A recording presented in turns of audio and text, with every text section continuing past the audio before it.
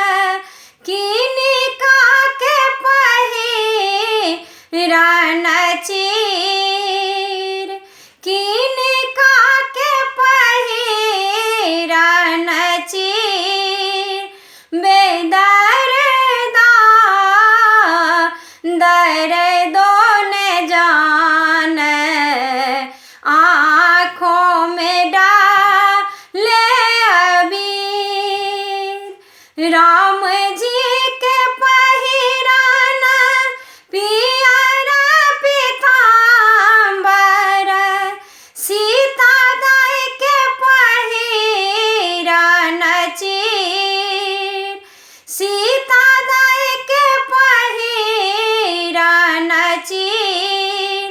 बेदर्दा दर्दो न जाने आँखों में डाले अबीर, किनिका के भोजन माखन मिसरी, किनिका के भोजन खीर, किनिका के भोजन खीर।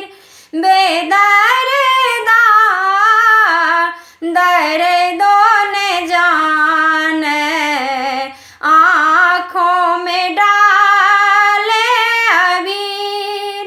राम जी के भोजन माखन मिसरी, सीता दाई के भोजन खीर, सीता दाई के भोजन खीर। बेदर्दा दर्दो न जाने आँखों में डाले अबीर।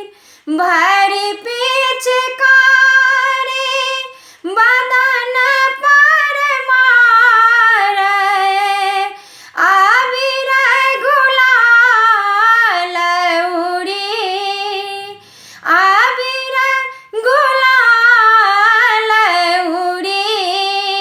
बेदर्दा दर्दो